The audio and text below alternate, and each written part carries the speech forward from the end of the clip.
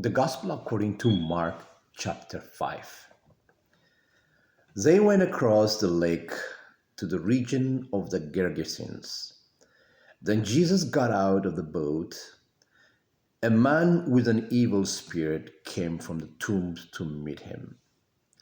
This man lived in the tombs, and no one could bind him anymore, not even with a chain. For he had often been chained hand and foot, but he tore the chains apart and broke the irons on his feet. No one was strong enough to subdue him. Night and day among the tombs and in the hills, he would cry out and cut himself with stones.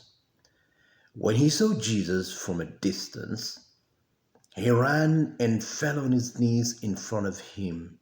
He shouted at the top of his voice, "What do you want with me, Jesus, Son of the Most High God? Swear to God that you won't torture me." For Jesus was saying to him, "Come out of him, you evil spirit." Then Jesus asked him, "What is your name?" "My name is Legion," he replied, "for we are many."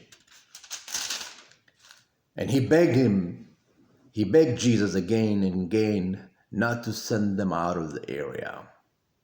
A large herd of pigs was feeding in the nearby hillside.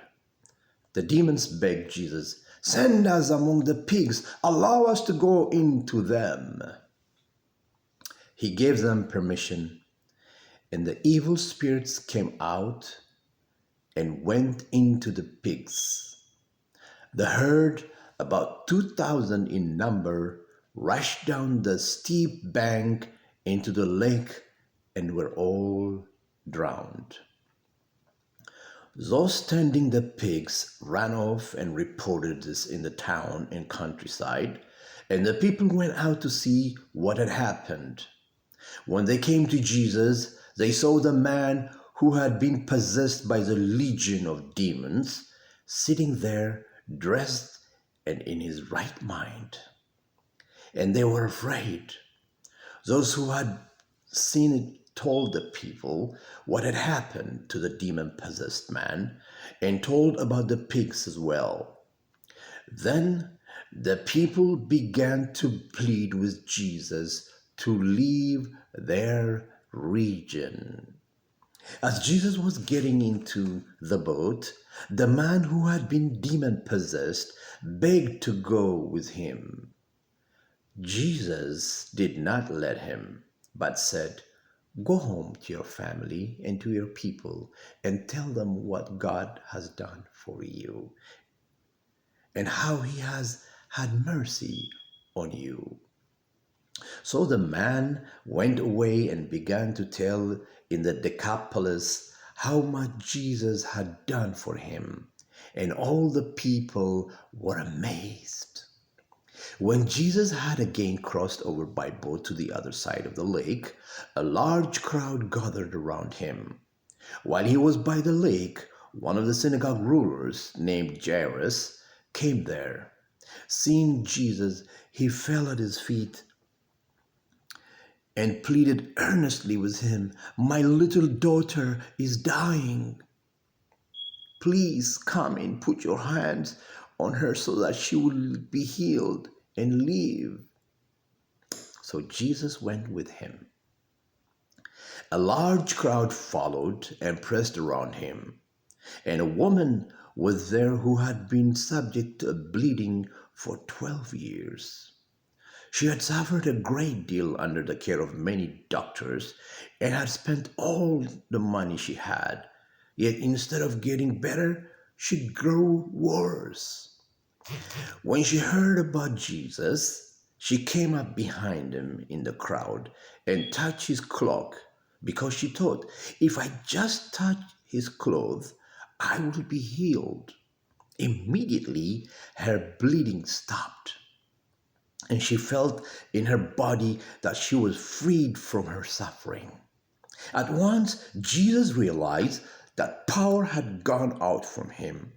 He turned around the crowd and asked, "Who touched my clothes?" "You see the people crowding against you," his disciples answered, "and yet you can ask, 'Who touched me?'" But Jesus kept looking around to see who had done it. Then the woman, knowing what had happened to her, came and fell at his feet, trembling with fear, told him the whole truth. He said to her, "Daughter, your faith has healed you.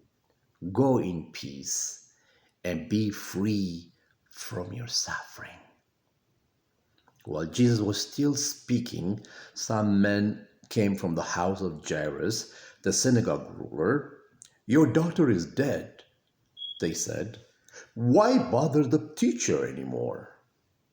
Ignoring what they said, Jesus told the synagogue ruler, "Don't be afraid, just believe."